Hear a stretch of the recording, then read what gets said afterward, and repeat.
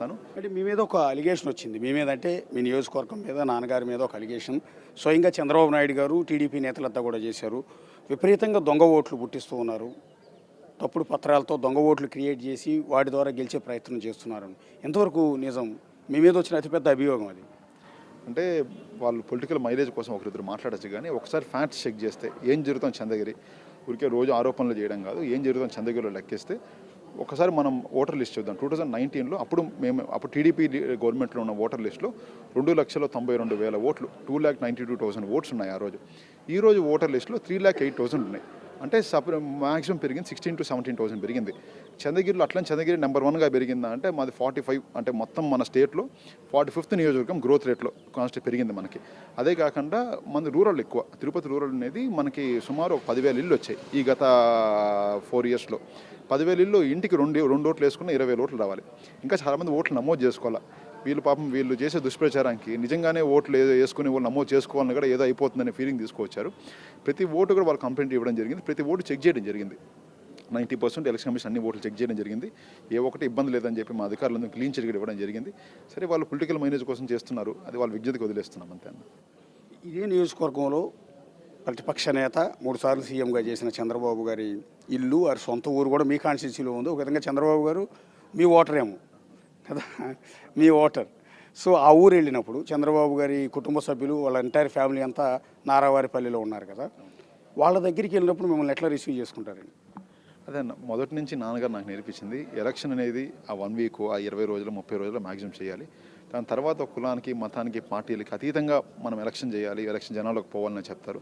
మేము ఏ కార్యక్రమం చేసినా సరే, సంక్షేమం చేసినా సరే, వ్యక్తిగతంగా కోవిడ్ సమయంలో చేసినా సరే, ఏం చేసినా సరే ప్రతి ఇంటికి మనము ఒక పార్టీ ఎప్పుడు చూడలేదు, ఈరోజు చూడాలి, రేపు కూడా చూడము. అదొక పాలసీ.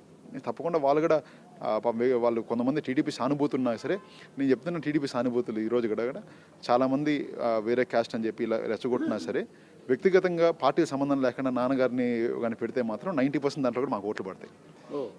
100%. రాష్ట్రంలో ఖమ్మం ఓట్లు అత్యధికంగా ఉన్న నియోజకవర్గం ఇది. బహుశా దాదాపు 40,000కు పైగా ఓటర్లు ఖమ్మం ఓటర్లు ఇక్కడ ఉన్నారు.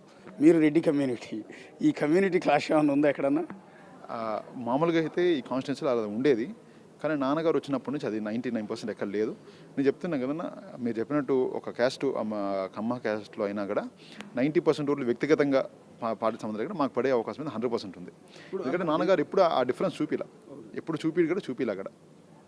కరోనా టైంలో మీ చంద్రగిరి నియోజకవర్గంలో ఎవరు చంద్రయ్య మందు, ఆనందయ్య మందు దగ్గర నుంచి సప్లై చేయటం, దగ్గర నుంచి మాస్కులు సప్లై చేయటం, కూరగాయలు సప్లై చేయటం, కోడిగుడ్లు సప్లై చేయటం, నిత్యావసర వస్తువులు సప్లై చేయటం, ప్రతిరోజు మీ నాన్నగారు యాక్టివిటీ చేస్తున్నారు. మీరు కూడా ప్రతి దాంట్లో పార్టిసిపేట్ చేసేవాళ్ళు. ప్రతి ఇంటికి, ప్రతి గుమ్మానికి కూడా అవన్నీ వెళ్ళినా లేదా అని ఫాలోఅప్ చేయటం ఒక పెద్ద టీంను కండక్ట్ చేసినట్టున్నారు కదా, భారీ ఎత్తున ఖర్చు అయి ఉంటుంది కదా అప్పుడు? 100% భారీ ఎత్తున ఖర్చు అయింది. ముందుగా దానికి సహకరించిన దాతలు కావచ్చు, మనకు వ్యక్తిగతంగా ఒక 20 to 30% మనం ఖర్చు పెట్టినా కూడా చాలామంది దాతలు మేము ముందుకు వస్తామని చెప్పి కూడా చాలా హెల్ప్ చేయడం జరిగింది. అదేవిధంగా ప్రతి ఇంటికి కూరగాయలు కావచ్చు, ఫ్రూట్స్ కావచ్చు, శానిటైజర్ కావచ్చు, మాస్కులు కావచ్చు, సి విటమిన్ ట్యాబ్లెట్లు కావచ్చు, ఆనందయ్య మందు కావచ్చు, అంటే ఒక 10 to 12 ఐటమ్స్ ఎవ్రీ వీక్ లేదా ఎవ్రీ 10 days కూడా పంపించి సుమారు ఒక 6 months పంపించాము మేము. అంటే జనాలకి రైస్ కావచ్చు, జనాలకి ఇబ్బంది, మనం పంపిస్తే ఉపయోగం ఉంటుందనేవన్నీ కూడా మేము పంపించాము. అది ఎలక్షన్ కోసం ఎంత మాత్రం కాదు, ఎందుకంటే ఎలక్షన్స్ కాబట్టి 3 years టైం ఉంది. మనం చేసింది ఆ రోజు ప్రజలు ఇబ్బందుల్లో ఉన్నారని ఒకే ఒక కారణంతో చేసాం. కానీ ఒకటి ప్రతిపక్ష ఈరోజు మాట్లాడుతూ ఉంటే, ఆ రోజు వాళ్ళు ఎవరు కూడా చంద్రగిరి కాన్స్టిట్యున్సీలో లేరు. ఇప్పుడు ఇబ్బంది ఉంటే పాపం అట్లీస్ట్ పలకరించాలి, సమస్య ఉందని చెప్పాలి, మేము నిలబడాలి. ప్రతిపక్షంలో ఉంటే నాన్న ఎప్పుడు నిలబడినాడు, ఏ ఒక చిన్న ఇబ్బంది ఉన్నాడు.